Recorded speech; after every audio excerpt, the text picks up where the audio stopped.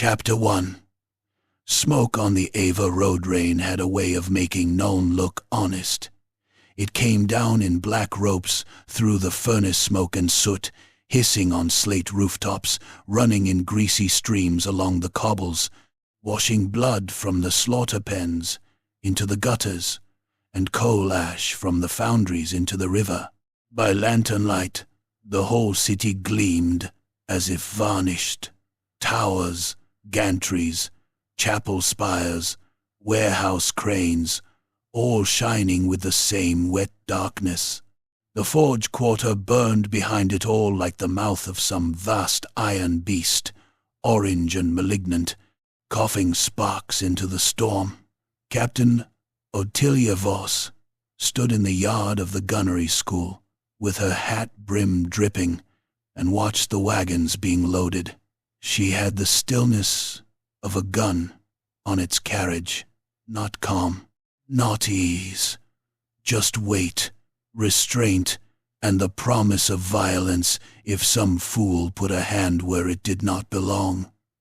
6 wagons, in all, 2 powder caissons under tarred hides, 3 heavy drays carrying the cannons themselves, each piece swaddled in chains, wedges, and oilcloth. 1 supply wagon riding too high at the rear, full of shot, fuses, harness repairs, spare tools, and enough ironmongery to build a gallows.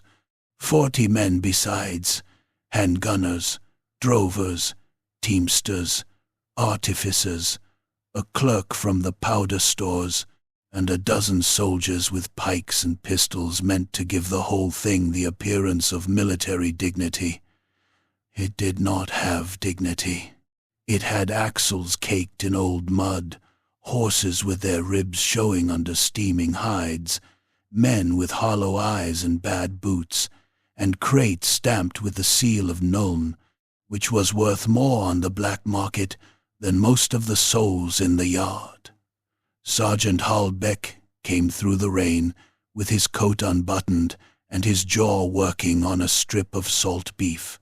The scar across his face made him look as if some giant had once tried to peel him open and lost interest halfway. "Rear wheel on the second gun carriage wants looking at," he said. "Left pins shaved too thin. Whoever signed it off was blind or bribed. Ottilia did not turn. Replace it. Already done. Then say what you came to say." Beck spat into the rain. 3 extra men, in the yard at dusk. Not ours. 1 claimed teamster's work, 1 said he was from stores, 1 had no story at all. All vanished when I started asking names. Ottilia finally looked at him. Water ran off the edge of her hat and down the hard line of her cheek. "Did you catch any of them?" "No." "Then next time bring me one with teeth left to answer through." He bared his own in something that was not a smile. "That can be arranged." A bell began tolling over the city, deep and brazen. Somewhere beyond the walls, thunder rolled over the river plain. The horses stamped and tossed their heads, showing white eyes in the wet dark. Lotte Kessel nearly slipped under a crate of fuse cord, and would have gone face first into the mud if Ottilia had not caught her by the elbow. The girl was all elbows, in fact, and narrow shoulders under a clerk's coat too big for her. Ink stained 2 fingers of her right hand. Rain had plastered her fair hair to her forehead, making her look younger than she was, and fear younger still. "Sorry, Captain," she said, clutching the ledger to her chest as if she thought it could stop a bullet. "The manifest. The quartermaster's figures don't match the powder count." "By how much?" 8 casks listed that aren't here, or 8 here that aren't listed. I can't tell which lie was told first." Ottilia took the ledger, glanced at the columns, the crossings out, the seal impressions smudged by damp. The numbers had been altered cleanly, expertly, not like the usual lazy theft of camp followers and dockside thieves. Somebody had adjusted the record after the fact, and done it with the patience of a surgeon. "Who signed this?" Lotte pointed to a flourish of ink. "Deputy Marshal Vate, Stores Office South." Ottilia handed it back. "Keep it dry, keep it hidden. If anyone asks, the count is perfect." Lotte swallowed. "It isn't perfect." "No," said Ottilia, "it is not." They rolled out before dawn, wheels crunching over cinders, then clattering through the city gates beneath watchmen who were too wet and too miserable to do more than lift a lantern and squint. Nuln fell behind them by degrees. First, the stink of tallow and tannery gave way to wet earth. Then, the last factory chimneys dropped into the rain. Then there was only the road, the fields, and a sky the color of old bruises. The convoy stretched long and ugly across the Ava road, the wagons swaying under their loads. Horses steamed, men coughed, iron clanked. The cannon barrels, hidden under oilcloth, made the drays look like hearse wagons carrying armored corpses. Ottilia rode near the front on a thick-necked bay mare with a white scar over one eye. She listened to everything. Axles, hooves, harness creak, men's voices. When you moved powder and iron for a living, the first lesson was that danger spoke before it struck. You lived longest by learning its tongue. By noon, the rain had thinned to a cold mist. Vissen land unrolled around them in soaked fields, low copses, and farmsteads that hunched behind thorn hedges like things afraid of being seen. Peasants watched from doorways as the guns went by. A few made the sign of the hammer for luck. A few spat for the same reason. At the first bridge south of the old toll marker, Ottilia reined in so sharply the mare stamped and snorted. The bridge crossed a narrow cut where floodwater had gnawed the bank down to yellow clay. The planks were sound. The guide ropes were tied. The post chain had been unhooked for passage. But the two draft horses meant to haul the lead wagon over the slick rise on the far side were gone, not wandered off, not bolted, gone. The traces had been cut, cleanly. Ottilia dismounted and crouched in the mud. The ends of the leather were wet and dark, their edges sliced straight through. Beside them lay a hand's breadth of red flesh where a horse had fought the blade and lost more than harness. Flies were already on it. Beck came up behind her. Tracks off the road. 3 men, maybe 4. They took the horses into the birches. Why leave the blood? Why leave the blood?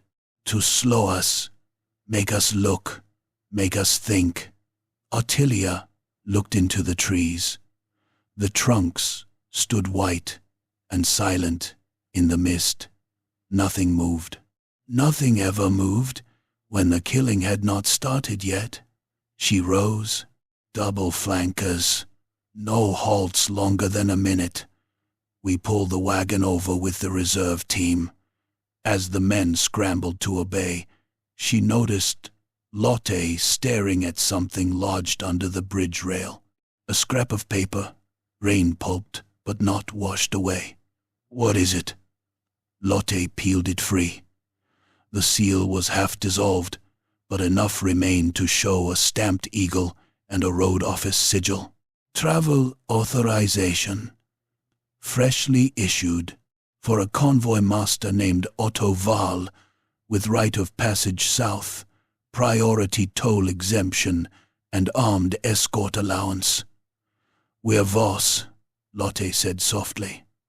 Ottilia took the paper. The signature at the bottom was elegant and false. "Keep moving," she said. The first cannon was found spiked an hour later. They had halted only long enough to check the carriage lashings near a stand of willow and alder where the road widened into a muddy lay-by. Artificer Mikkel had gone under the oilcloth with a lantern and called out once, a short, confused sound. By the time Ottilia climbed onto the dray, he was on his knees with the light lifted to the touch-hole. An iron nail had been driven down into the vent and hammered hard, not by some raider in passing.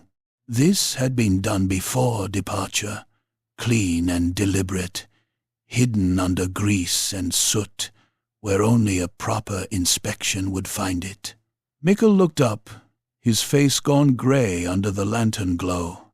If we'd fired her like this, Captain, the vent would have blown, could split the breach, kill half the crew. Ottilia took the hammer from his numb hand and struck the metal. The sound rang dull and ugly.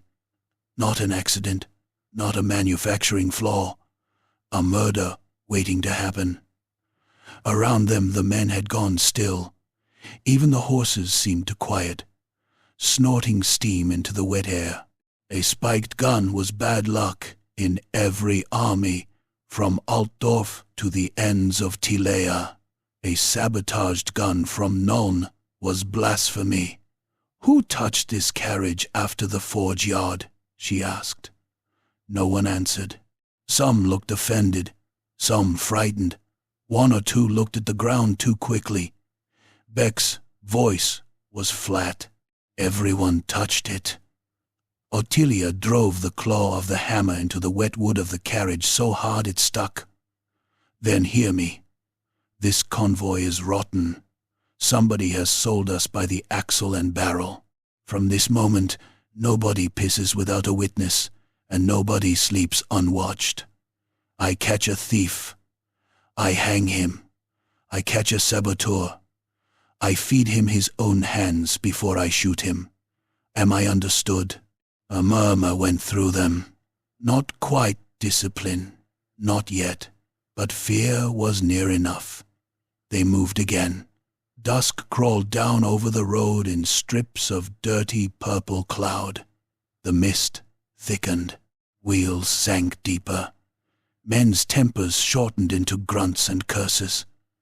One of the teamsters began muttering a prayer to Sigmar under his breath and would not stop until Beck told him very mildly that if he kept begging the god for attention he might get it.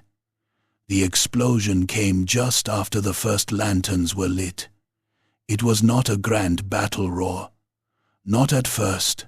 It was a cracking cough from the rear of the line, a flash under a tarpaulin. Then the world kicked. The powder wagon blew open in a blossom of orange and black. Iron hoops became spinning halos. Splintered boards scythed through men and horses alike.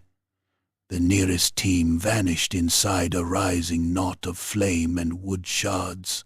One horse's head, eyes still rolling, turned end over end through the smoky dusk before smashing against the road. A man was lifted whole into the air, limbs flailing, and came down without his lower jaw. The blast wave slapped Ottilia sideways in the saddle. Her mare screamed and nearly threw her. Behind her came the wet, hammering sound of debris falling back to earth. Wood, iron, meat. Then the ambush began. Pistol shots cracked from both hedgerows, bright little stabs in the dark. A pikeman spun around with half his throat missing, blood jetting between his fingers in bright arterial pulses. Another shot punched through a driver's cheek and burst out behind his ear in a fan of pink and bone. Horses shrieked, a high and human noise, and started rearing against the traces. "Down!" Beck was roaring. "Down, you bastards, down!" Men were already dying in the road, slipping in mud made slicker by black powder and blood. Shadows came over the hedges, mounted figures in scavenged breastplates and broad hats, pistols in hand, scarves over their faces, red strips of cloth fluttered from arms and bridles, the red knives, or some gutter-kin wearing their colors. One rider leaned from his saddle and fired into a gunner's belly at arm's length. The ball hit low, tearing cloth and flesh in a hot red spray. The gunner folded around the wound, hands trying to stuff his guts back in as he fell. Another bandit slashed down with a hanger and opened a teamster from collarbone to breastbone, the body peeling apart around the steel, as if it had only been waiting for an excuse. Ottilia hit the ground running. She drew her pistol with one hand and her hanger with the other, boots skidding in mud. A rider loomed through smoke ahead of her, horse maddened, pistol leveled. She fired first. The shot smashed into the man's mouth and took the back of his skull off in a mist of dark matter. He came out of the saddle limp as wet laundry, one foot caught in the stirrup, and the horse dragged him on, his face bouncing bonelessly over the stones. "Unlimber that gun!" Ottilia shouted, pointing at the nearest surviving cannon dray. "Now, move, you sons of whores! No one sane unlimbered artillery in an ambush at spitting distance." That was why she was still alive, and saner people were not. Beck was there beside her, hauling at the chain pins with blood all down one sleeve that might not have been his. Mikkel and two gunners threw themselves onto the carriage wheels, grunting, boots digging furrows in the mud as pistol balls snapped around them. One hit Mikkel in the upper arm and ripped a strip of flesh loose. He howled, clamped the wound against his ribs, and kept pushing. A bandit came over the wagon tongue with an axe. Ottilia stepped in under the swing and drove her hanger into his armpit, up through the mail seam. She felt the blade grate on rib, then slide. Hot blood burst over her fist. He made a choking noise, close enough for her to smell onions and rotten teeth on his breath, and she tore the steel free so hard his arm nearly came with it. The cannon lurched off the dray and onto the churned road. "Powder!" A gunner, with one eyebrow burnt off from some older accident, fumbled a cartridge into the muzzle with hands shaking so hard he dropped it in the mud. Ottilia seized him by the collar, shoved him aside, snatched the cartridge herself, rammed it home, then the shot after it. A rider was charging straight at them, saber up, horse's chest painted with foam and filth. "Prime!" she barked. Lotte Kessel was suddenly there, white-faced as a corpse, holding out the linstock with both hands. Her lips were moving. Prayer or panic, hard to tell. Ottilia took it, yanked the trail round with Beck's help, until the muzzle faced down the road where shapes were massing in smoke and chaos, and touched fire to the vent. The cannon answered like an angry god. Flame belched from the muzzle in a flat, orange sheet. The recoil slammed the carriage back, wheels biting deep into the mud. The shot tore down the road at chest height into horseflesh and men. For an instant the world became pieces. A mount disappeared from the shoulders forward, collapsing into a fountain of red strips and bone chips. The rider behind it was struck full in the ribs and burst apart, spine whipping free as the rest of him came undone in a red cloud. Another man spun from the saddle, with one leg gone below the knee, the boot still in the stirrup, while the stump pumped blood in frantic beats. The lane filled with screaming. Horses, men, the high keen of someone holding in his own entrails. Smoke rolled over them, thick and sulphurous. Through it came confusion, shouted orders, the sudden panic of attackers who had expected prey and found a gun. "Again!" Ottilia shouted. But the bandits were already breaking, wheeling away into the dark hedges, dragging wounded, leaving dead. A few parting shots cracked from the gloom. One struck a gunner through the eye. He dropped without a sound, as neat and abrupt as a puppet with cut strings. Then, as quickly as it had begun, the road was left to the rain, the groans, and the dying. The surviving powder wagon burned low at the edges. One shattered horse thrashed in the traces, intestines steaming on the mud. Beck ended its misery with a pistol shot through the skull. The sound seemed small after the cannon.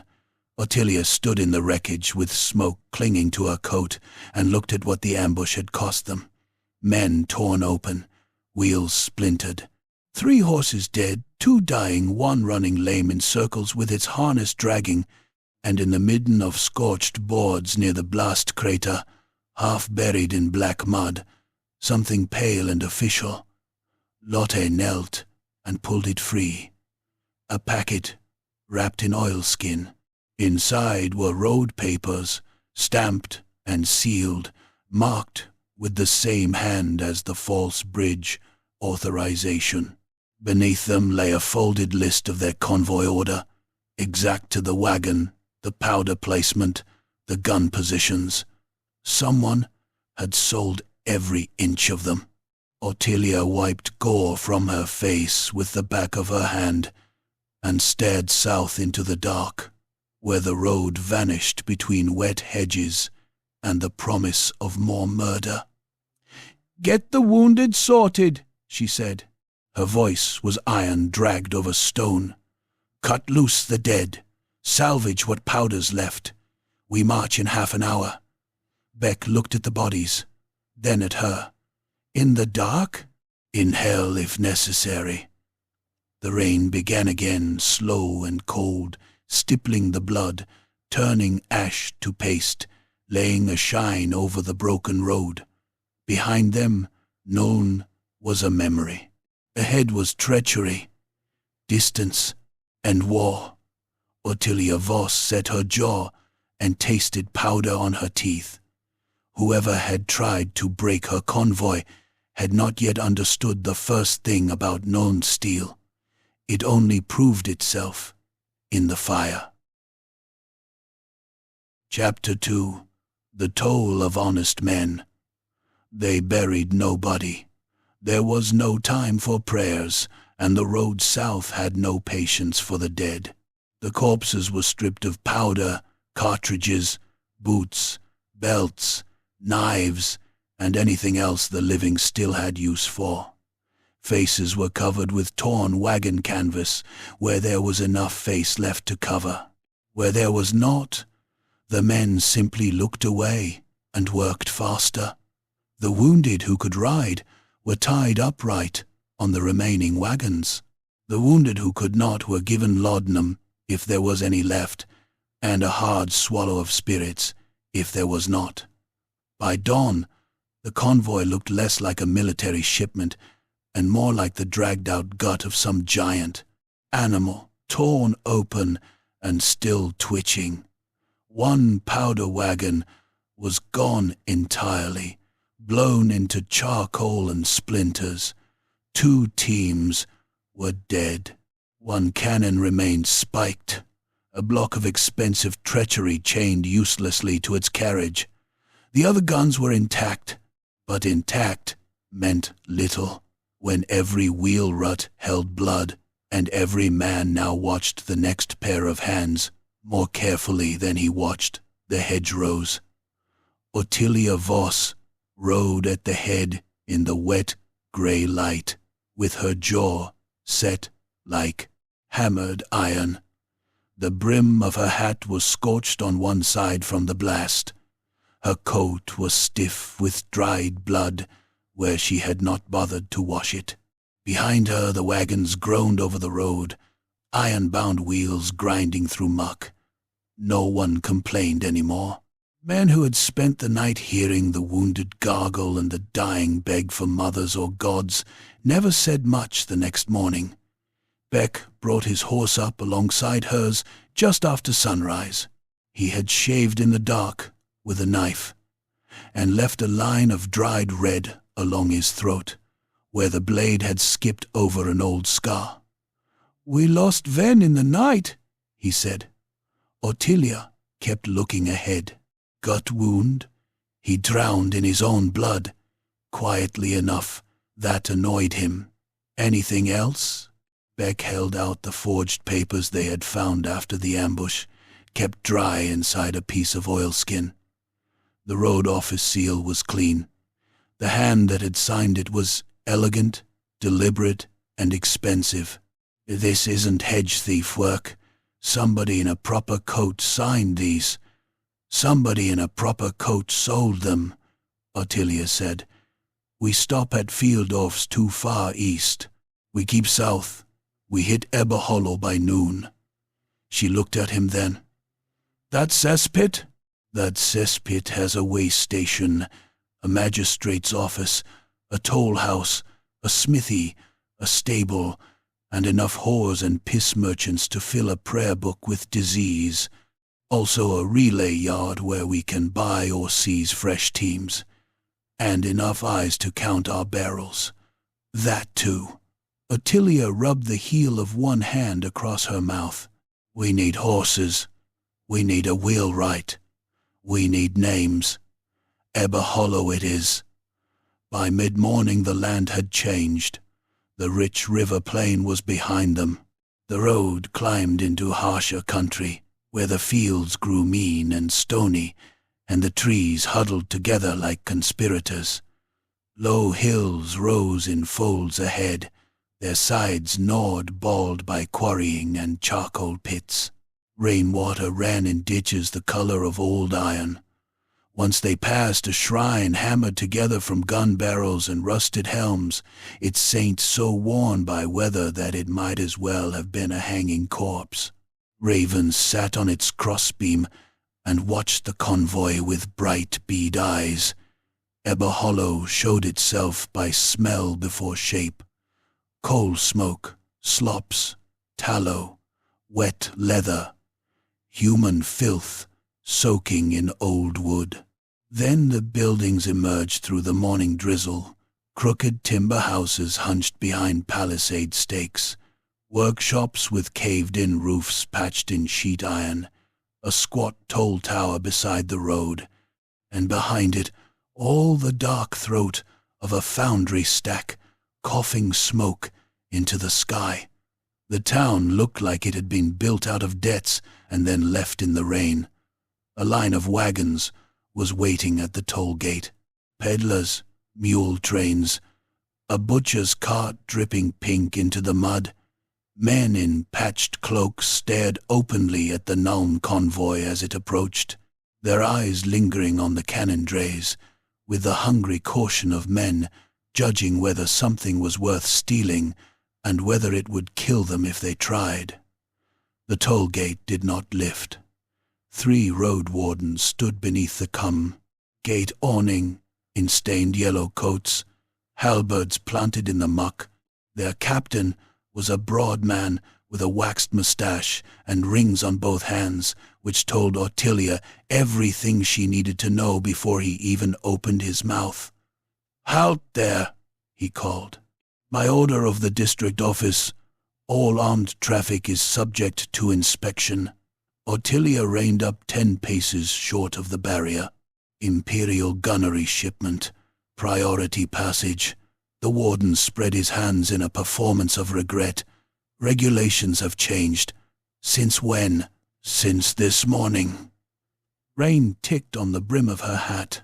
"Then your regulations can learn to run, because we are not stopping." The man smiled without warmth and produced a folded writ from inside his coat, signed and sealed. "Unlawful carriage of military powder, undeclared artillery quantity, irregular escort composition, and 1 notice of transfer pending review by the district road office." Lotte, riding 1 wagon back with the ledgers under oilcloth, stared. Beck muttered, Convenient. Ottilia extended her hand. The warden hesitated, then passed the writ over. The seal was real enough, the wax fresh. The signature at the bottom read, Marius Holt, Deputy Commissioner of Provincial Roads and Customs.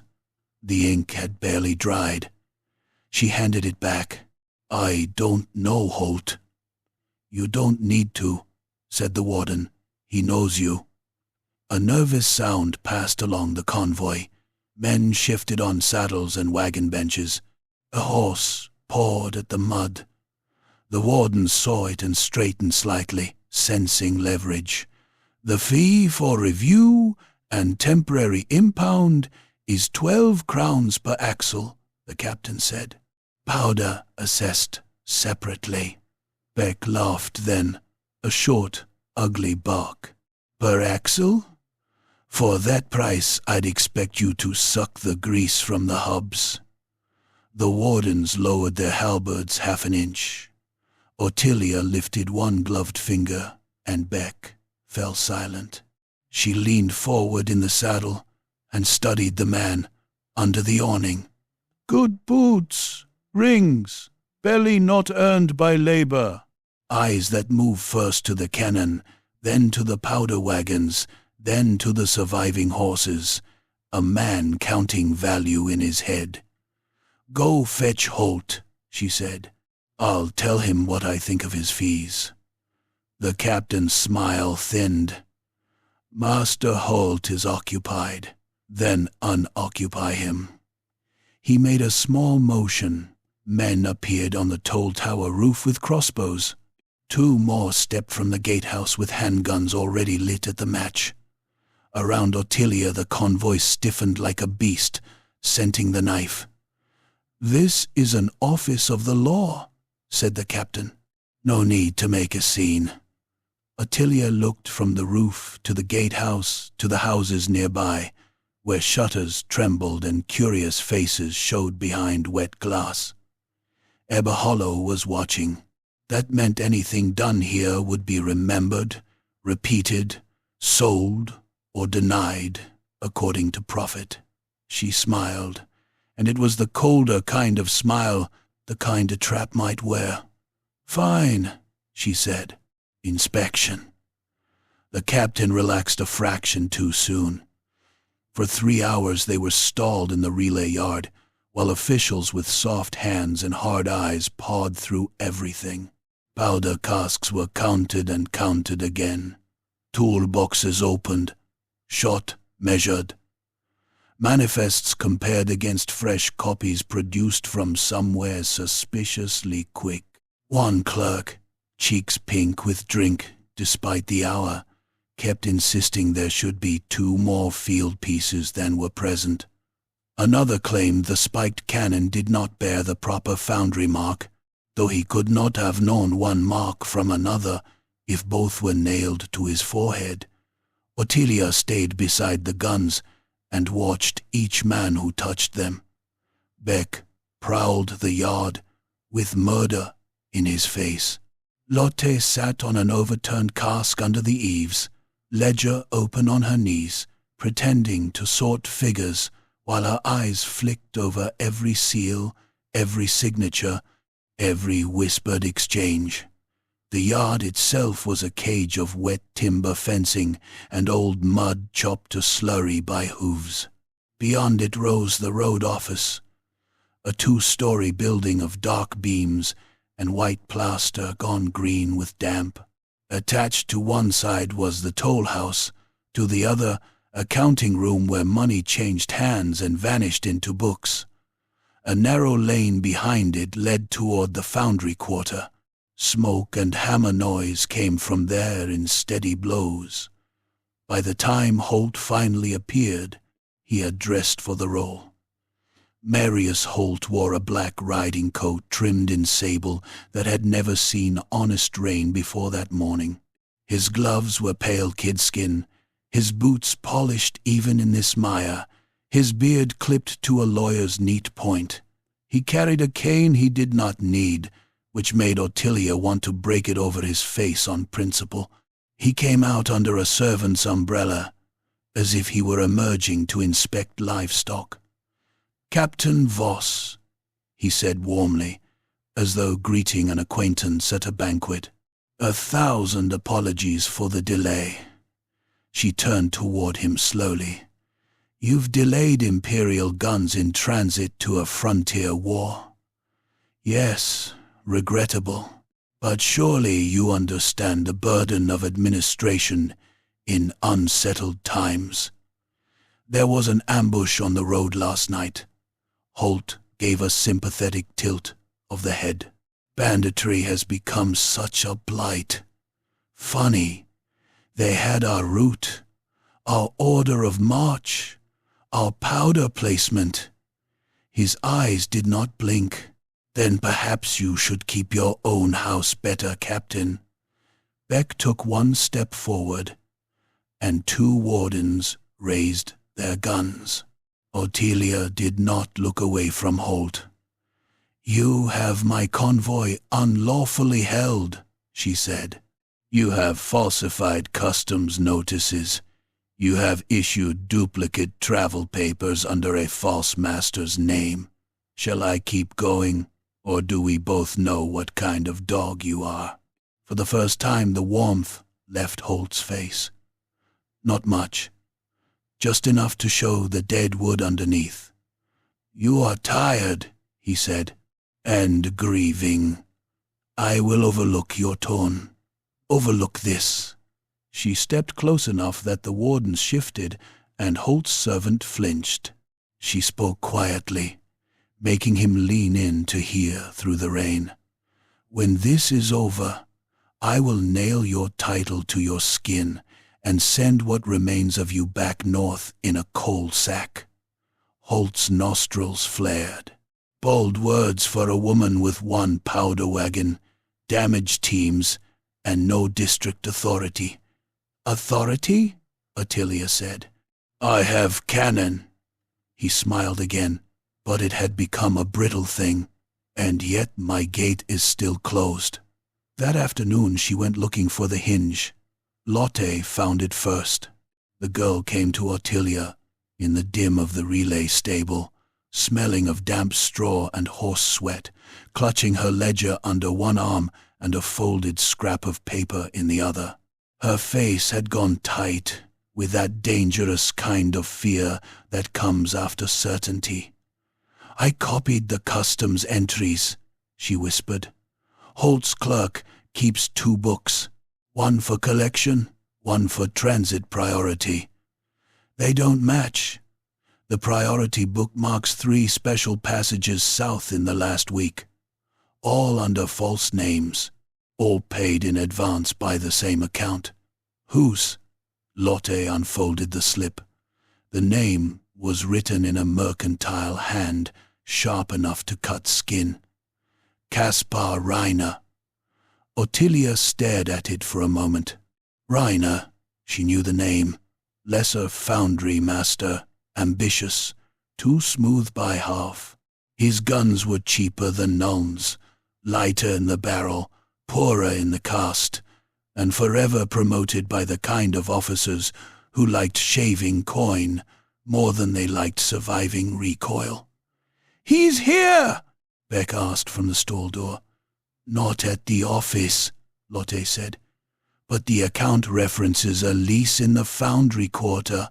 Ottilia slipped the paper inside her coat. "Good, then we pay him a visit." Night came early under the soot-thick clouds. Ebahol lit itself in patches, tavern windows yellow and greasy, forge mouths red, alley lanterns coughing weak light into the rain. The foundry quarter throbbed with labor, even after sundown. Hammers rang, chains scraped, men shouted over furnace bellows, sparks gusted from open doors and died hissing in puddles. Caspar Reiner had taken rooms above a private bathhouse attached to a counting hall because men like Caspar preferred hot water and secrecy when they meant to do evil. The place stood behind a brick wall, blackened by coal smoke, with brass lamps at the gate, and a doorkeeper broad as an ox. Beck killed him with a blow to the throat before the man could finish lifting his whistle. Cartilage crunched under the brass edge of Beck's pistol butt. The doorkeeper dropped to his knees, gagging, hands pawing at the ruined tube of his neck, eyes bulging in wet panic. Beck hit him again behind the ear and laid him still. Inside, heat hit them like a fist. Steam clouded the corridor, water dripped from pipes and stone. Somewhere deeper in the bathhouse, men were laughing, unaware of anything but their own ease. Ottilia drew her hanger. Upstairs. They took the back stair, boots silent on wet boards. At the landing, light showed beneath one door. Voices, too, one smooth and amused, one lower and careful. Rainer and Holt. Ottilia put her hand to the latch. The door burst inward before she touched it. A man came through with a hatchet in one fist and a butcher's knife in the other, lunging hard and fast enough that only instinct saved her. She threw herself aside as the hatchet split the jamb where her skull had been. Beck shot the attacker through the cheek. The ball tore out through the back of his neck in a spray that painted the wallpaper black-red. He sagged but did not fall, and Ottilia stepped in and drove her blade under his ribs. She felt it jar through gristle and sink deep into the engine room of him. Hot blood pumped over her knuckles. Another killer fired from inside the room. The pistol flash blinded the hall. The ball took a chunk from the plaster near Lotte's head. She screamed once and dropped flat. Beck kicked the dying first man into the doorway, using him as a shield as he plunged in. Then the room became slaughter. It was a private office, dressed like a gentleman's retreat carpet, decanter, maps, books, but all gentility vanished under the violence. Beck seized a chair and smashed it across one assassin's face, driving broken wood into eye and teeth. And the man reeled, mouth opening in a red ruin, and Beck rammed the jagged chair leg through his throat with both hands. It punched out the back in a glistening spike. Ottilia crossed blades with a swordsman in a quilted jack. He was good fast wrist, tidy cuts, no wasted movement, good enough to score her forearm and open a hot, bright line from elbow to glove. She answered by stepping into the pain and headbutting him square across the nose. Bone burst. He staggered. She slashed low and opened his belly from hip to navel. He made a sound like a shocked child and tried to hold himself in as loops of slick intestine pushed through his fingers. Rainer had fled through the inner door. Holt was already gone. "Cowards!" Beck spat. From the yard below came whistles, boots, shouted orders. Lotte was on her knees by the desk, shaking but moving fast, stuffing papers into her coat. "Ledgers!" she gasped. "Names, payments, Sigmar, there are dozens." The door at the stair exploded inward, and road wardens came up in a rush. Not proper soldiers, men hired to stand over peasants and frighten merchants. They had cudgels, short swords, one old halberd, and the confidence of numbers. Ottilia met them halfway down. Her pistol roared once in the narrow stair and blew the lead man's face apart. Blood and teeth fanned up the wall. She threw the empty weapon into the second man's eyes and cut across his wrist as he flinched. His hand came off at the joint in a spray. He looked stupidly at the stump for one impossible heartbeat before Beck shot him in the chest so hard he bounced down 3 steps. Then it was all crush and steel and screaming in the steam. A cudgel broke over Ottilia's shoulder, with a crack that sent white fire through her arm. She turned and buried her hanger in the attacker's lower jaw, felt the point rasp through palate into brain. A halberd head chopped down, missing Beck by inches and biting into the banister. He trapped the shaft under one arm, yanked the wielder forward, and smashed his face into the rail until the front of the skull caved soft and red. One warden slipped in blood on the steps and fell. The man behind him stumbled. Ottilia kicked the first in the chest. Something gave.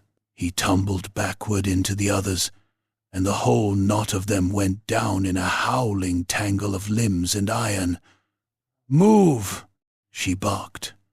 They burst through the bathhouse lower hall, through steam thick as battlefield smoke, past naked patrons scattering and bawling in terror.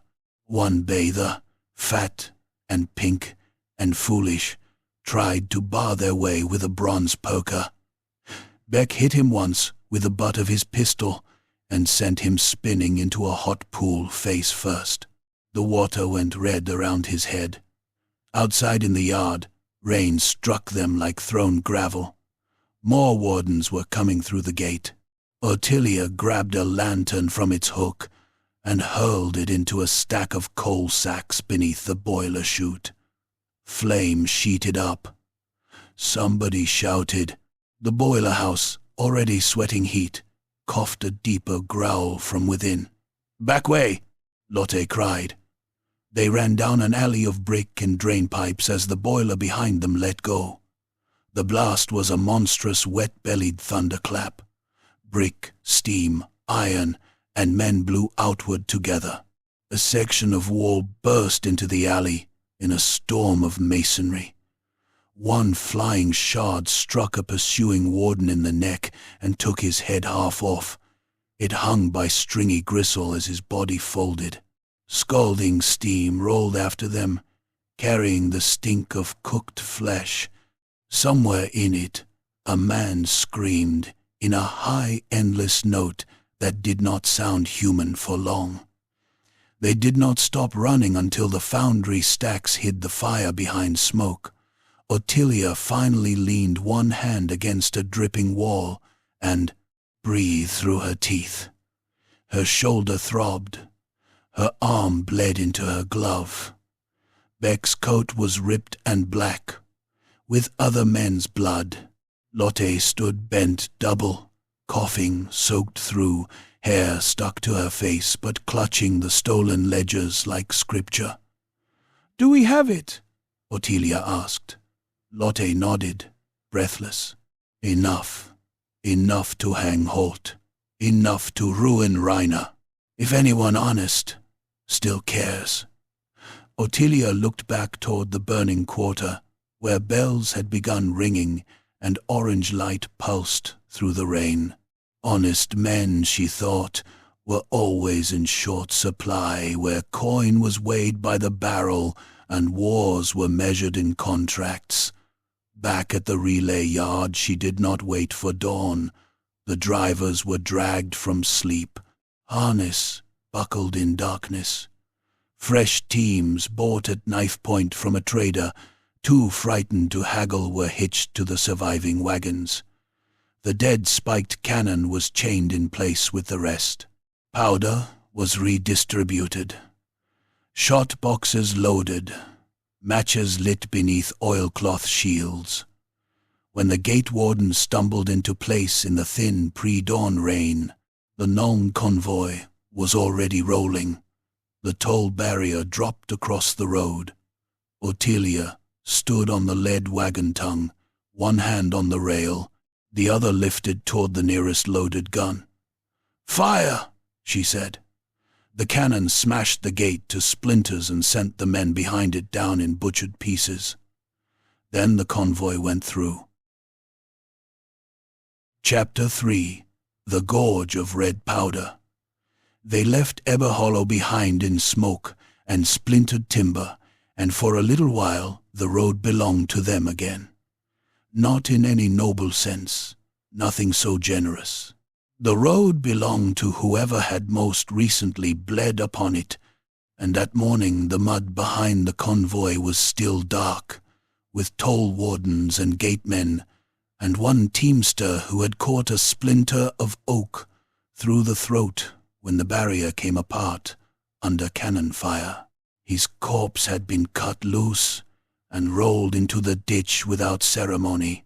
The living had taken his knife, his purse, and the wool scarf from around his neck before his body stopped twitching. The stolen horses were poorer than the ones they had lost. Narrow-chested things, with winter coats shedding in patches, their flanks marked by old whip scars and bad feed. They pulled, because there was no choice in it, heads down, nostrils working steam into the chill air. The convoy lurched south along a road that was no longer truly a road, but a wound cut through the foothills. Broken stone, wet clay, outcrops of slate, and the steady upward drag toward the passes. The land closed in as the day crawled on. Woods thickened, farmsteads vanished. The hedges gave way to raw slopes and scrub pine hanging off rock like dirty hair. The sky pressed low and bruised above them. Everything seemed made of the same colors now: iron gray, old brown, spoiled green, and the black gloss of rain. Ottilia Voss rode near the middle of the column, where she could see the damaged field pieces, the surviving powder caisson, and the great gun that still mattered most, the barrel of that one newly cast, heavy-walled, honest iron, rode low on its dray like some sleeping brute. Mud had dried over its muzzle in a crust the color of liver. She found herself glancing at it over and over, not out of sentiment, but in the animal way a starving person glances at the last hard loaf. Beck came up on her left, leading his horse because the beast had thrown a shoe and gone lame before dawn. He walked with the loose, ugly gait of a man stitched together badly by years of campaigns. One sleeve of his coat had dried stiff, where another man's blood had soaked through it in Ebahol. The scar on his face looked almost black in the mountain light. "Scouts aren't coming back quick enough," he said. "Which scouts?" "The two I sent to the ridge at first light. Dead, maybe, or bought." Ottilia kept her eyes on the road ahead.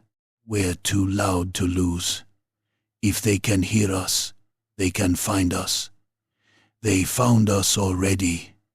That was the truth of it. Every axle shrieked. Every chain clanked. The cannon carriages growled over stone like chained beasts. They could have been tracked blind by a drunk with one foot. Lotte Kessel was riding on the supply wagon now, wedged between tool chests and bundles of match cord with Holt's ledger wrapped in oilskin under her coat. The clerk had changed in the last 2 days. Fear was still there, plain enough in the stiffness of her shoulders and the way her hands trembled when the column stopped, but it had burned down to something harder. Too much had happened too quickly for innocence to survive. She had looked at enough burst men and spilled guts by now to understand that ink and numbers killed just as efficiently as shot if they were placed carefully. She caught Ottilia's eye and lifted 2 fingers in a small signal. Movement on the heights. Ottilia looked up. The ridge to their right ran sharp and broken above the road, a spine of dark stone veined with scree. For a moment she saw nothing but thorn, boulder, and the white bones of dead trees. Then one shape shifted against the skyline, a horse's head, a rider, then another and another. Not many. Enough. Red strips of cloth fluttered from lance tips and hat brims. The red knives had come back. Ottilia spat rainwater and said, "There they are." By noon they reached the mouth of the gorge. It was called the Grief Throat by carters and muleteers, which told a great deal about the imagination of southern roadmen. The place deserved a better name, and none at all. 2 cliffs of leaning slate closed around the road until the sky became a slit, and the sound of wheels came back in harsh iron echoes. The track narrowed to little more than a shelf hacked from stone, rising in ugly switchbacks above a chasm where black water churned unseen. Here and there old retaining walls had been built against the mountain, but time had punched holes through them. 1 broken wheel, 1 panicked horse, 1 cannon carriage slewing sideways, and a whole section of convoy would go over into the mist below. The men quieted as they entered it. Even Beck stopped muttering. The gorge swallowed noise and gave it back wrong. Hooves became hollow knocks. Chain drag became something like distant laughter. Water dripped from cracks overhead and touched faces like cold fingers. Ottilia turned in the saddle. Closed the gaps, no more than 1 wagon length between carriages. Gunners to the flanks where there's room. Nobody fires without seeing what they're firing at. One of the drovers laughed too sharply. And if what we see is our own death, Captain? She looked at him until the laugh died in his throat. Then die, facing outward. They wound deeper. The first shot came from above and behind. A rock the size of a butcher's table slammed down out of the mist and crushed the hind quarter of the supply wagon. Wood burst apart. 1 rear wheel exploded into splinters. The axle snapped with a sound like a giant knee breaking. The wagon tipped, threw Lotte sideways into a chest of tools, and shed crates into the gorge below. Before the echoes of the impact had died, pistols cracked from the ridgeline. A gunner beside the limber jerked, as if tugged by invisible strings. The ball had entered beneath his eye and come out somewhere near the back of his head. The far side of his skull opened like rotten fruit. He dropped on his knees, then folded face first into the wreckage, twitching. "Ambush!" someone screamed unnecessarily. A second volley followed. Chips of stone leapt from the cliff face. A horse went down shrieking with its forelegs shattered, bone punching wet and white through the hide above the fetlock. It kicked and rolled against the traces, tangling the team. Men shouted, pulling at bridles, slashing straps, trying to stop the panic before the whole line jammed itself to death. Then the red knives came into view, above them riders moving along the ridge track like carrion crows, firing down into the gorge. Broad hats, stolen pistols, breastplates blackened by smoke and old weather, bright scraps of red tied at throat or arm, cheerful as blood. "Return fire!" Beck roared. The handgunners loosed upward, but it was bad work. Smoke hugged the cliff. Wind shifted wrong, and the angles were murder. 1 bandit spun in the saddle and vanished from the skyline. The rest laughed and kept riding. A clay pot came down from above, trailing fire. It shattered on the road ahead, and burning pitch splashed across mud, wheel ruts, and men's boots.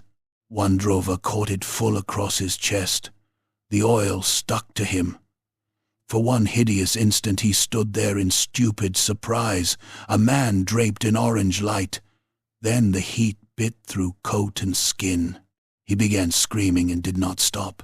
He stumbled against a horse, set the animal alight as well, and both of them went over the edge together, trailing fire into the chasm. The smell hit next. Burning wool, burning leather, burning flesh, sweet and greasy and wrong. Ottilia swung down from the saddle and seized the nearest gunner by the collar. "Drag that wagon off the axle, cut loose what's trapped, and leave the rest." "It's the tools, Captain," It's bait now. A bullet cracked from the ridge and punched through the man's throat before he could answer. Blood sprayed across her cheek in a hot fan. He made a bubbling little sound, both hands flying to the ruin beneath his jaw, and toppled backward between the wheels. Ottilia let him fall and hauled at the broken wagon herself. Beck joined her, then two more men, boots slipping in mud and blood as they heaved splintered timber toward the outer edge. The rear half of the wagon went over with a grinding shriek, taking boxes, chains, and one screaming wounded handgunnersman who had been laid there too broken to stand. He clutched at the air as he slid. No one caught him. The gorge swallowed him whole. "Move!" Ottilia bellowed. "Move or die here!" The convoy lurched forward again, shorter now and meaner, dragging its losses behind in sound if not substance. The red knives harried them the rest of the climb. They rode the heights and side paths, firing from angles impossible to answer, letting rocks and shot and burning waste do the work. When the gorge widened enough for side ledges, a half-dozen of them swept down in clouds of scree, pistols flashing.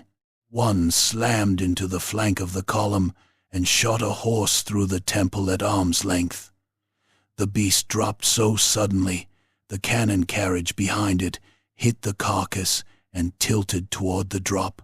Men piled onto the wheels, grunting and swearing as the whole iron weight threatened to roll over them.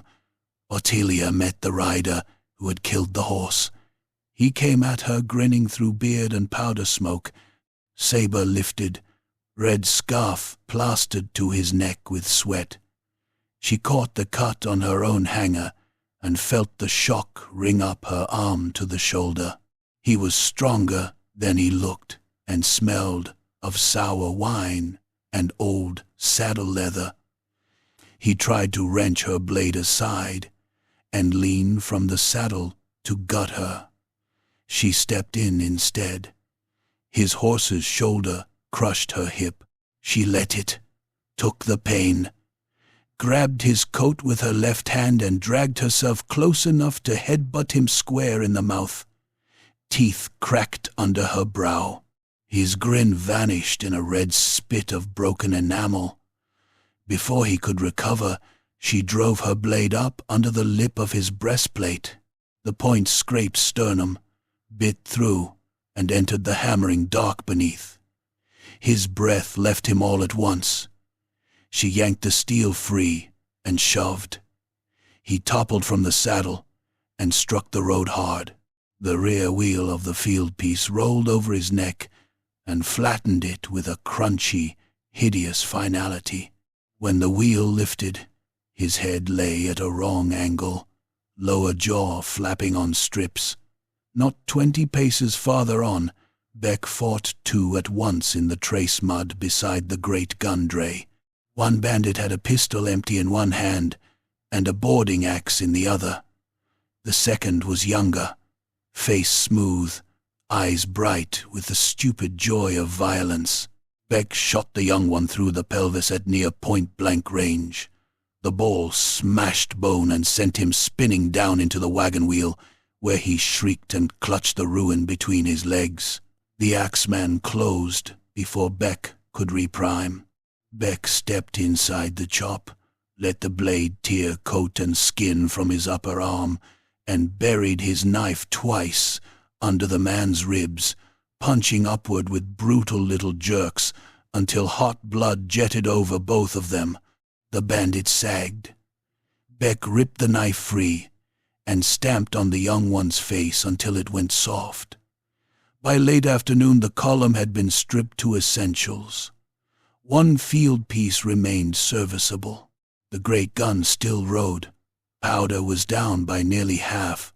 Horses had died or been cut loose until every surviving team looked gaunt and frantic.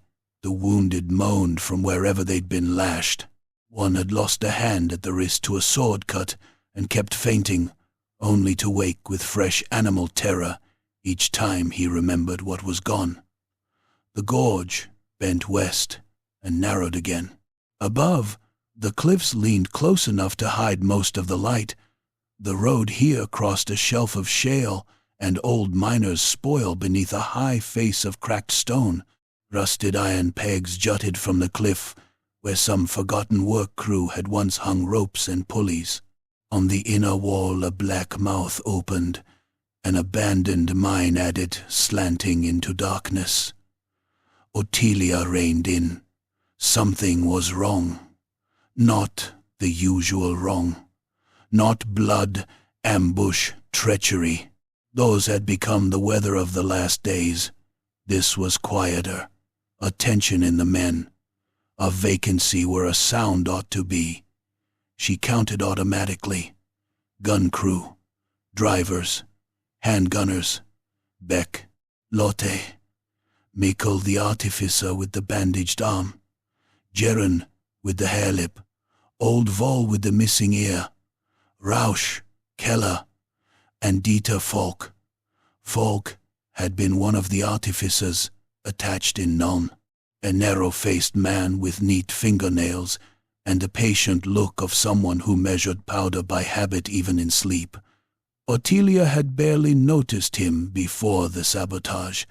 Afterward she had noticed everyone. Falk had survived the ambush, survived Ebahol, survived the climb. Now he was nowhere in sight. "Beck," she said quietly. The sergeant followed her gaze, then understood. He began turning, scanning faces. Lotte pointed suddenly. There, up on the ledge above the mine mouth, half hidden behind a rock spur, Falk stood with both arms raised. In each hand he held a polished plate that caught what little light there was and flashed it outward toward the ridge beyond. Signal mirrors. He saw them looking, and for one split second all pretense dropped from his face. No confusion, no shame, only the cold panic of a man caught too late. Then he bolted. "Bastard!" Beck roared and started up the scree. The first pistol shot from the ridge took Keller through the shoulder and spun him. The second killed a horse. Red knives were already moving above, urged in by Falk's signal. There would be no time to chase, and no room to fail. Ottilia snatched a pistol from a dead rider's belt, cocked it, and fired at Falk's back. The ball missed. Stones sparked near his feet. He vanished into the mine mouth. Beck was after him a heartbeat later, clambering up the spoil heap with murderous purpose. Ottilia followed with two handgunners, boots sliding in shale. From behind came renewed firing, men yelling, horses screaming as the bandits pushed harder, sensing the kill. The mine stank of damp rock, old blasting smoke, and rot. The entrance passage ran low and crooked, timber props sweating black moisture. Water dripped from above in slow, fat drops that sounded unnaturally loud. Their footsteps slapped and echoed. Ahead, a lantern bobbed once in the dark. "Falk!" Ottilia shouted. "Stop, and I'll only hang you!" His answer came as a shot from the gloom. The ball smashed into the timber support beside her head, showering splinters. One sliver cut her cheek. Beck lunged forward into the dark with knife in hand. There followed a frantic, ugly struggle half seen in lantern swing and muzzle smoke. Boots scraping, men cursing, a body hitting a wall. Ottilia rounded the bend in time to see Falk jam Beck back against a support post, both hands wrapped around a short pick hammer snatched from some old tool cache. He was stronger than his clerk's hands suggested, desperation giving him animal force. He swung for Beck's skull. Beck caught the haft against his forearm with a grunt that turned into pain. Bone thudded. The hammer glanced off, and bit into his shoulder instead. Beck roared, head-butted Falk in the nose, and they went down together in the mud of the tunnel floor. Ottilia reached them just as Falk clawed for the dropped lantern. For one mad instant, she understood what he meant to do. The floor around them was dusted with old, blasting powder, leaked from forgotten kegs split by damp and time. Not enough to bring the mountain down, perhaps. Enough to kill everyone in the passage and maybe cripple the road outside. She kicked the lantern away. It burst against the wall in a smear of flame. Beck and Falk rolled through the wet muck, grappling like dogs in a pit, Falk now with a knife in his fist.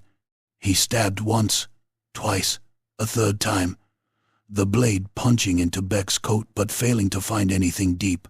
Beck trapped Falk's wrist, strained, and looked up at Ottilia.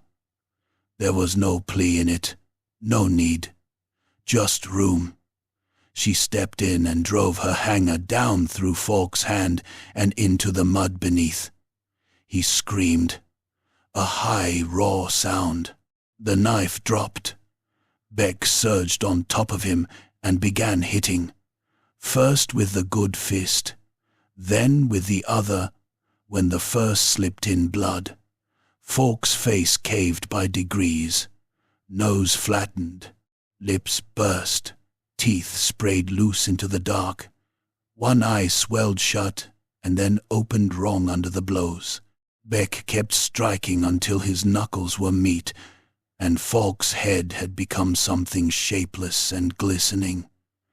Ottilia grabbed his shoulder at last. Enough. Beck drew back, breathing like a bellows, blood from his own wounds dripping off his chin. Falk twitched once beneath him, hand still pinned to the floor by Ottilia's blade. Not enough, Beck rasped. Ottilia yanked the steel free from hand and earth alike. It is.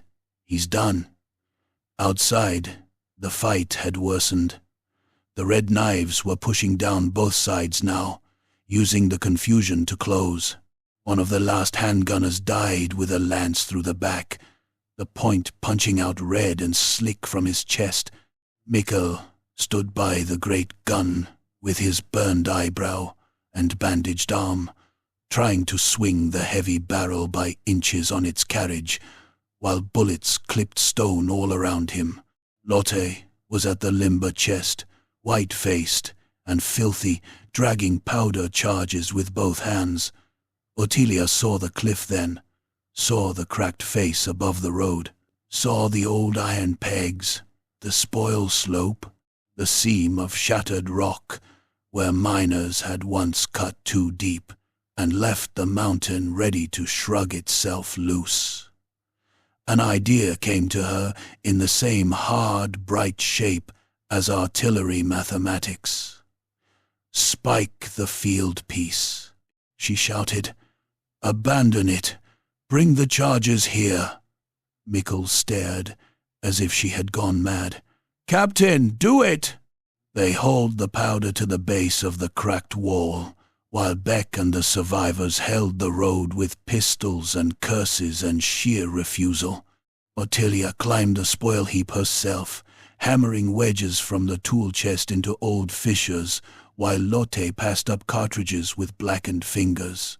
Together they packed powder into cracks and rotten seams, making a necklace of death across the cliff face.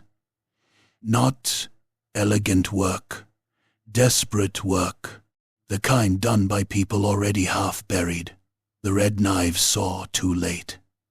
Their leader rode into view on the upper ledge, a broad-shouldered brute in lacquered breastplate and wolf fur collar, pistols hanging from his sash. He shouted something triumphant and raised his saber toward the trapped convoy. His men answered with ragged cheers. Ottilia lit the match. The fuse hissed wild and bright in the darkening gorge. She dropped from the scree and hit the road hard enough to jar her teeth.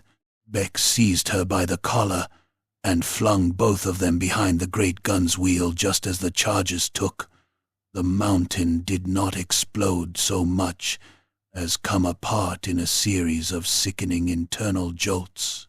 One crack, then another, then a thunderous ripping sound as if some giant hand were tearing wet cloth the size of a city wall. The cliff face bulged outward, then it fell. Slate, boulder, timber, miners' spoil, whole screaming horses, and men with enough time left to understand precisely what was happening, all came down together. The ledge vanished under a rushing black cataract. Bandits were swept from saddles and pulped against stone. One huge slab hit the red knife leader square from above and flattened horse and rider into an instant red paste. The road behind the convoy disappeared beneath tons of shattered mountain.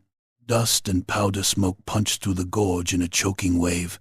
Something heavy struck the great gun carriage and bounced away with a metallic shriek.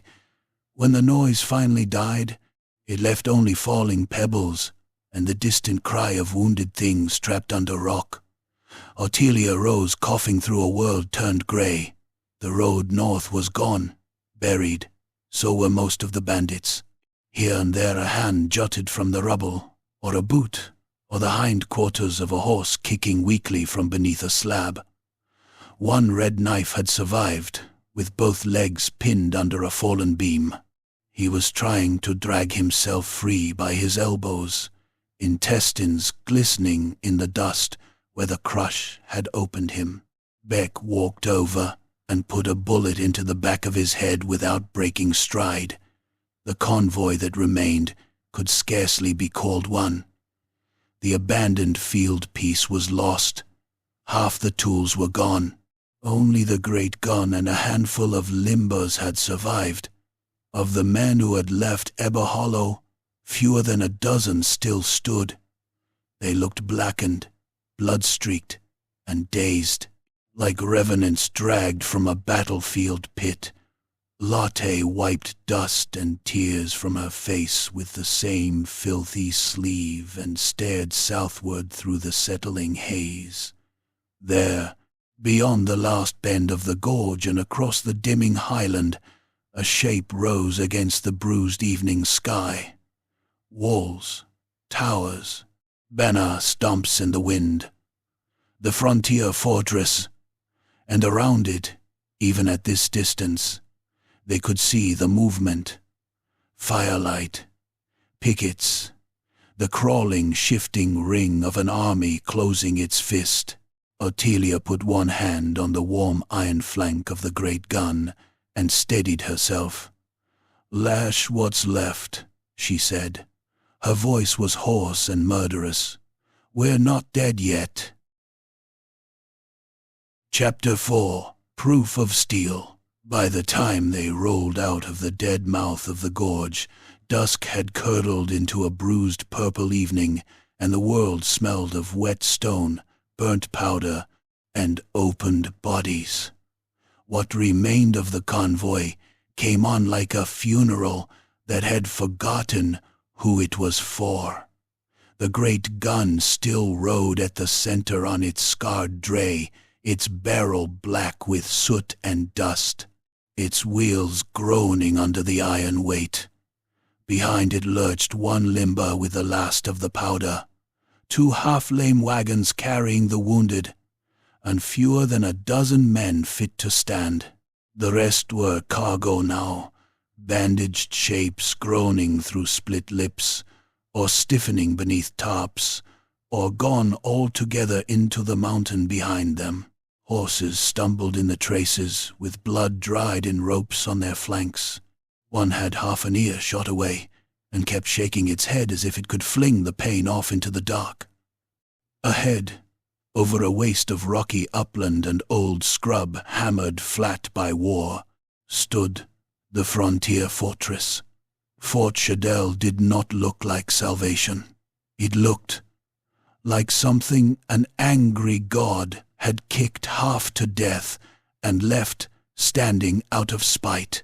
Its walls were old imperial stone, thick but weather-chewed, the outer face patched in places with rougher local masonry, where previous sieges had broken it open, and men too poor or hurried to do better had sealed the cracks. 2 squat towers flanked the gatehouse. One still bore a roof.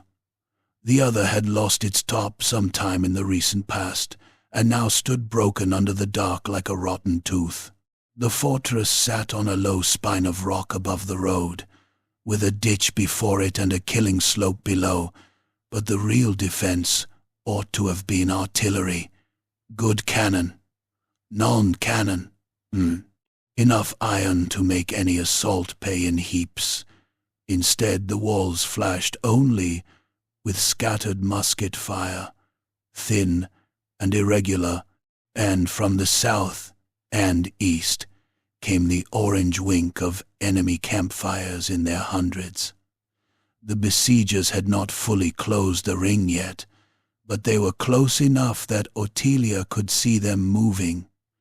Pikes, ladders, strips of looted banners, torch lines bending across the dark, mercenaries, raiders, border scum, some in mismatched breastplates, some in quilted jacks, some nearly naked under wolfskins and talismans. A mob made dangerous by numbers, and the knowledge that the men behind those walls were almost out of time. "They're already at the ditch," Beck said. He did not sound surprised. Nothing surprised him anymore. He looked like he had been dug out of a battlefield pit, face gray with dust, one arm wrapped in a strip torn from some dead man's coat, beard clotted with dried blood. Only the eyes were still alive, small and hard and waiting to hate the next thing properly.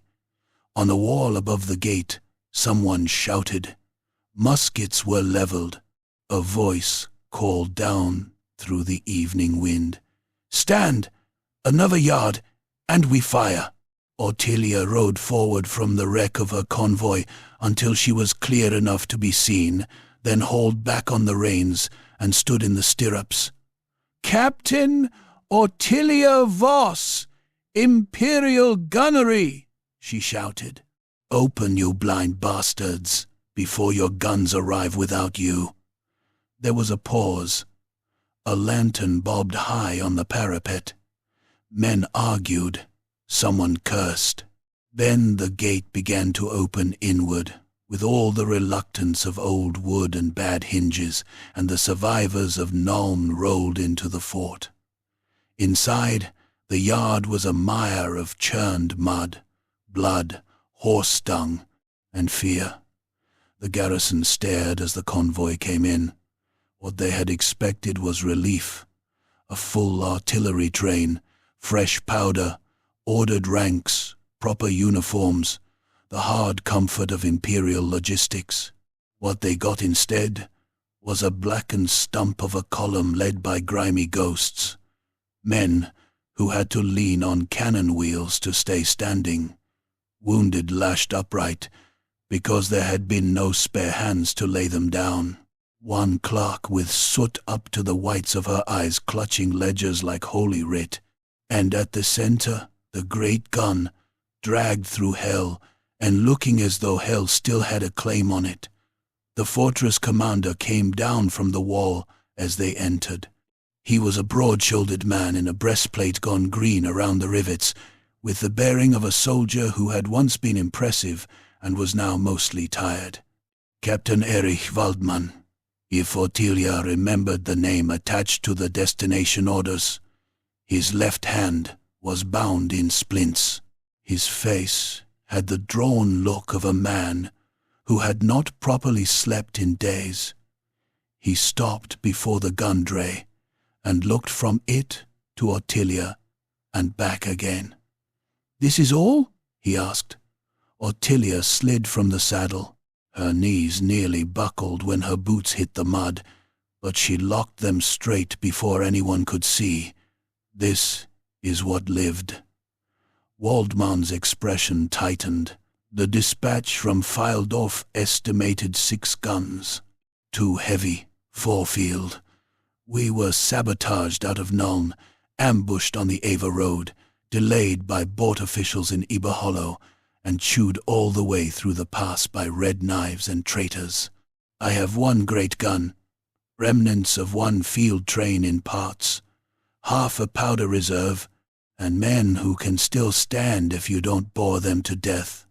His gaze flicked toward the walls where musketry cracked in irregular bursts. Then we're finished. Ottilia took one step closer. No, you were finished yesterday. Today you still have a choice, whether to die whining or useful. Several officers nearby stiffened at that. Waldman did not. He only looked at her with the bleak patience of a man too exhausted to be offended properly. You think one gun saves this? I think one Nuln gun placed correctly speaks louder than 100 local cowards. A runner came pelting across the yard before he could answer. The boy could not have been more than 14. He had one sleeve pinned empty at the shoulder and blood crusted on his collar. Captain, he gasped. South wall breach taking ladders again. And the eastern tower. He swallowed. The tower's nearly gone. Waldman closed his eyes for the space of one breath. When he opened them, there was resignation there, but also a soldier's mean little ember of hope, the kind that flares when somebody else is mad enough to take responsibility. What do you need? He asked. Ottilia turned immediately. A clear line to the eastern wall. Every scrap of powder in the fort brought here. Chain, nails, broken tools, door hinges, horse tack, iron pans, bolts, whatever you have that can fit a mouth and kill when thrown. I want engineers, rope, planks, and 6 men with backs left in them. Beck, find me the highest surviving platform that won't collapse under recoil. Lotte, with me. Mikkel. The artificer raised his bandaged arm from where he sat, propped against a wagon wheel, pale as suet and twice as stubborn. Still breathing, Captain. Good. Then earn the privilege. The fortress came alive around the great gun. Men who had spent the last week waiting to die suddenly found purpose in labor, and labor is sometimes a stronger opiate than prayer. Powder kegs were dragged from cellars. Crates of rusted scrap were overturned. A broken shrine rail was hacked apart for wedges. Teamsters, garrison hands, and wounded soldiers with one arm or one good leg all put shoulders to the gun carriage, while Ottilia directed them through the yard toward the eastern wall. They mounted the piece on a crude firing platform built over the inner ramp, where a section of wall overlooked the road approach and the ditch before the gatehouse. It was not ideal. The masonry beneath had cracked from previous pounding, and the planks laid atop it bent alarmingly under the weight. But it gave angle, and angle was life. The besiegers saw the movement and intensified their fire. Arrows began to hiss over the parapet.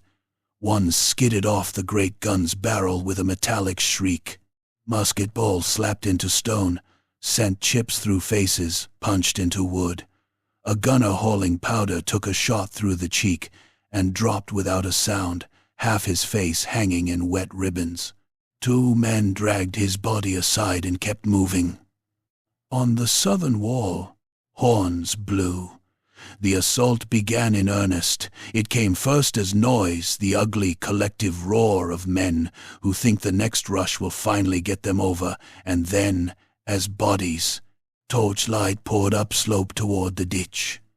Ladders thumped against stone. Hooks clattered. Figures in patched mail.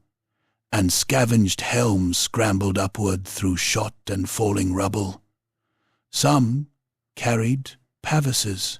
Some dragged bundles of brush to throw into the ditch. Some simply ran with axes and crude courage, slipping in the mud made by their own dead. The garrison fired down into them. Muskets belched.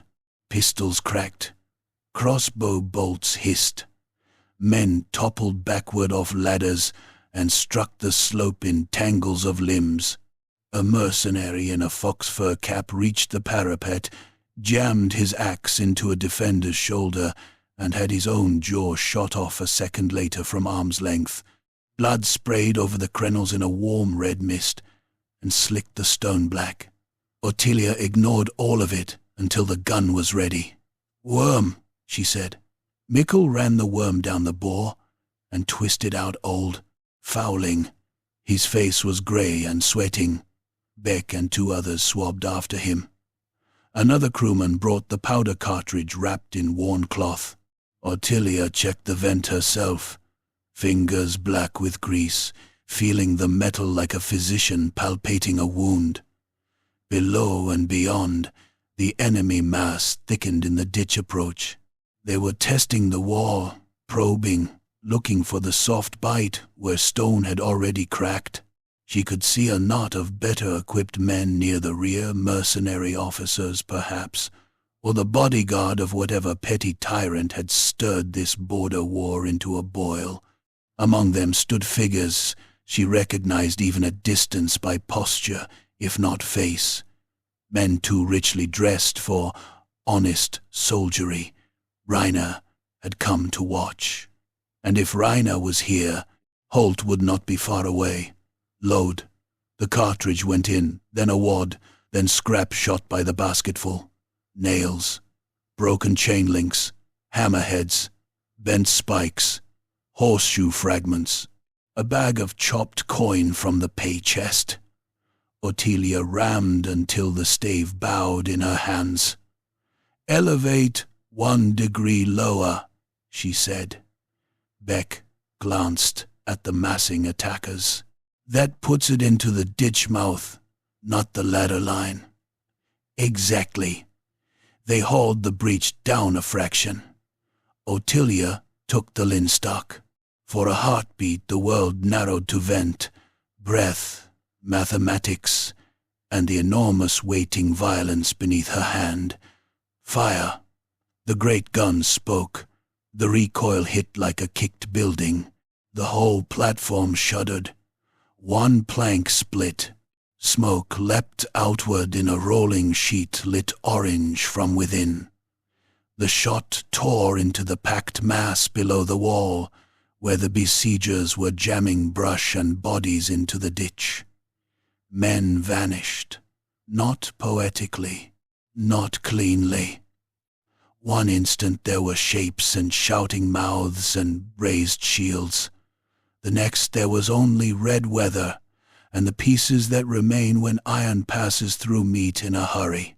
A shield spun away with an arm still strapped to it. A ladder team ceased from the waist up. One mercenary officer was struck so hard he burst apart across 3 of his own men, coating them in bits that slid off their armor like butcher's refuse. The survivors recoiled in horror. Then rage replaced it.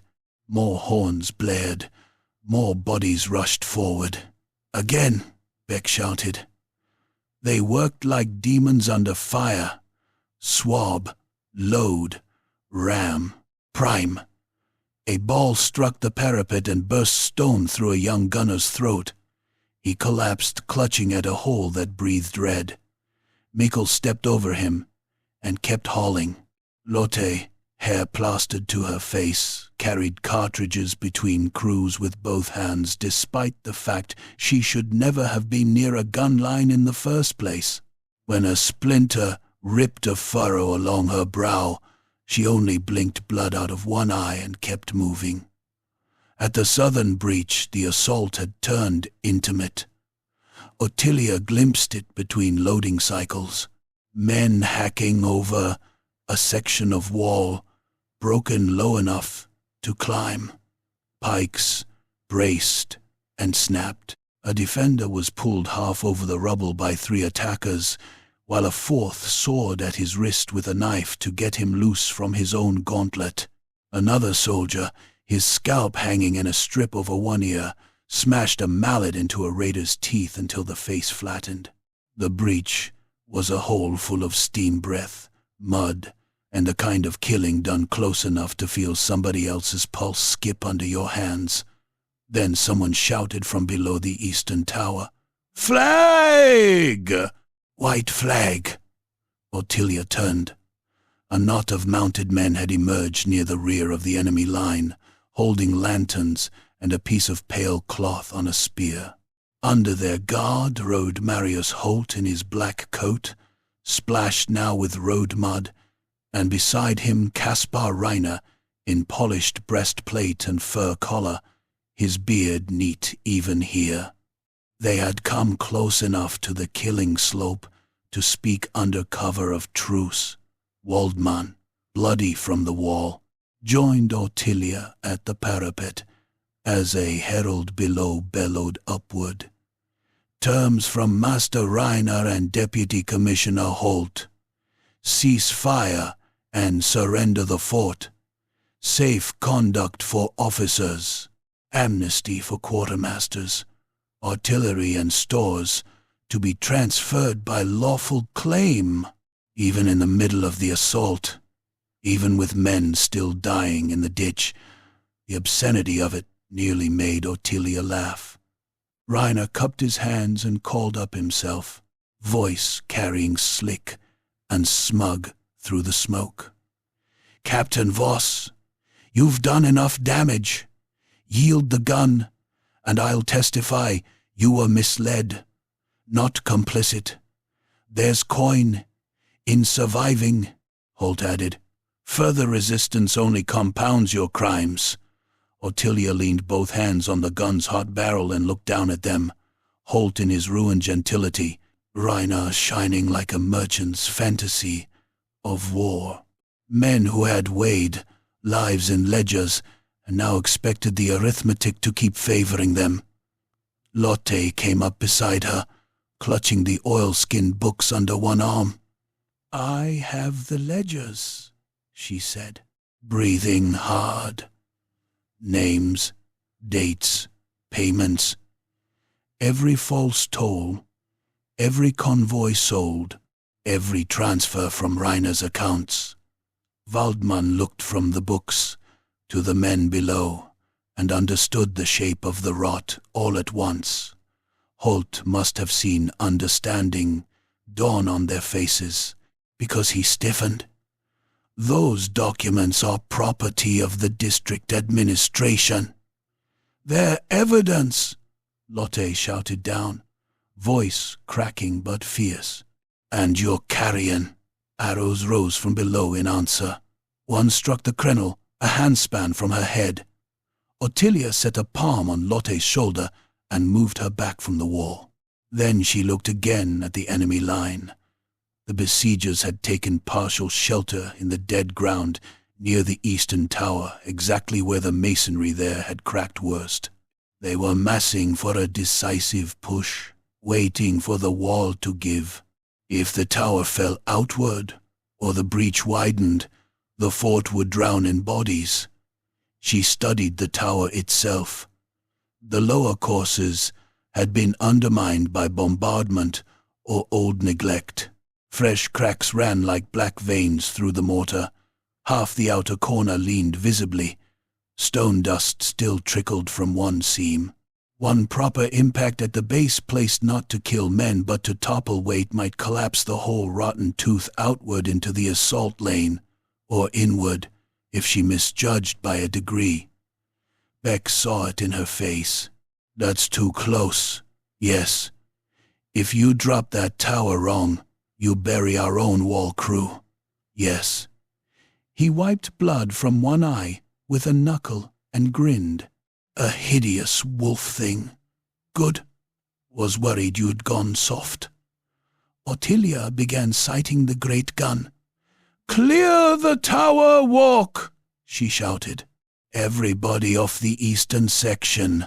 Move." Waldman hesitated only a moment before relaying the order. Men scrambled off the threatened stretch, dragging wounded with them by collars and heels. one objected. Beck struck him in the mouth with the back of his hand and sent him crawling. Below, the enemy seemed to realize something was happening. Reiner wheeled his horse. Holt shouted for retreat. "Too late! Powder half charge!" Ottilia snapped. "Solid shot!" Mikkel rammed the charge with hands trembling from blood loss. Beck and another gunner hauled the solid iron round into place and forced it down the muzzle inch by murderous inch. The great gun seemed to breathe beneath them, alive now, hungry. Musket balls whipped past. One clipped Beck's ear and peeled a red strip from it. He did not notice. Ottilia put her eye along the barrel, ignoring the screaming from the breach, the stink, the rain beginning again in cold pinpricks across her face. Everything reduced itself to line and consequence. Barrel, wall, tower root, weak seam, distance, angle. She touched the linstock to the vent. The shot left with a concussive bellow that punched the breath from every chest around it. The ball struck exactly where the tower's outer foot had begun to fail. For the space of a heartbeat, nothing happened. Then the crack ran. A dark line spidered up through wet mortar, widened, and became catastrophe. The eastern tower lurched as if waking from long sleep. Stones shifted. The upper courses slid half a handspan. Men below stopped and stared. Then the whole tower came down outward in a roaring avalanche of masonry. It buried the assault lane in an ocean of broken stone. Attackers vanished under it by the score. Holt's horse reared and went over backward, crushing him beneath saddle and rubble. Reiner turned too late. A block the size of an anvil hit him square across the back and folded him over his pommel before horse and rider were engulfed. Mercenaries at the breach were flattened, torn apart, or flung clear with limbs turning wrong in the air. A wave of dust, blood, and shattered stone rolled across the slope. The enemy line buckled, then it broke. What discipline held that mongrel host had depended on momentum and confidence, and Ottilia had just buried both under half a tower. Men began running downslope, first by twos and threes, then in whole ragged streams. Ladders were abandoned, standards dropped. Officers tried to rally and were trampled by their own retreating sellswords. The ring around the fort loosened visibly as fear spread through it like fire through old straw. The garrison saw it and found its voice at last.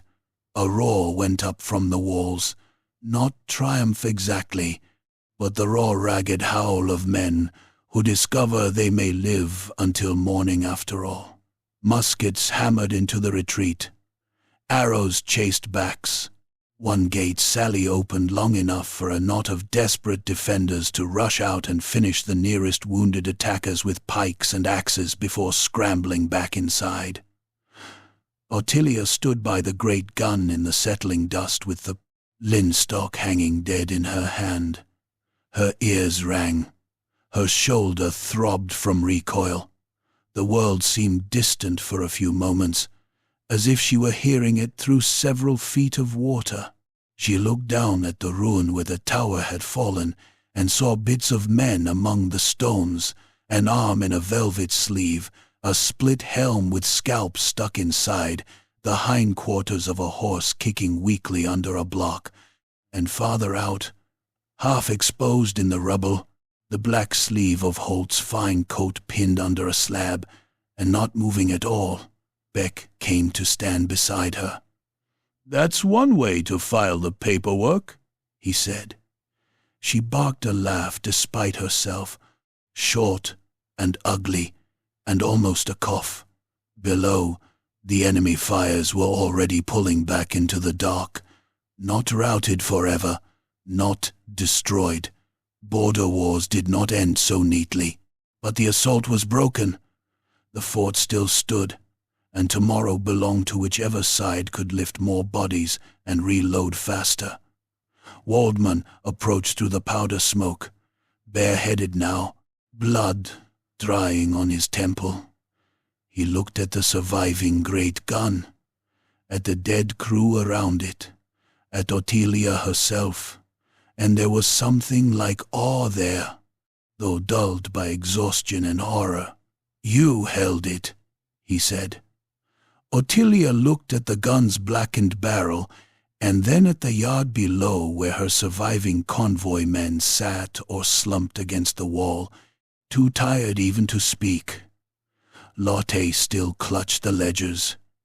Mikkel had finally collapsed beside a wheel, smiling faintly through split lips as though pleased to have outlived his own expectations. The wounded moaned. Rain fell. Somewhere beyond the wall, enemy survivors were dragging their crushed away by torchlight. "No," she said. "We dragged it here. The gun did the rest." She laid one soot-black hand on the iron and felt the lingering warmth. Known steel, she thought, was not noble. It did not care about banners or speeches or the purity of causes. It was cast to endure heat, pressure, filth, rough handling, bad roads, and the stupid ambition of men. It proved itself only when everything around it was breaking. So did the people who served it. Ottilia Voss stood over the fortress yard while rain hissed on hot metal and blood washed slowly into the cracks between the stones, and for that one black hour before dawn, she let herself believe that stubbornness could be stronger than treachery, that iron could still shame flesh, and that a thing dragged far enough through hell might yet arrive in time to matter.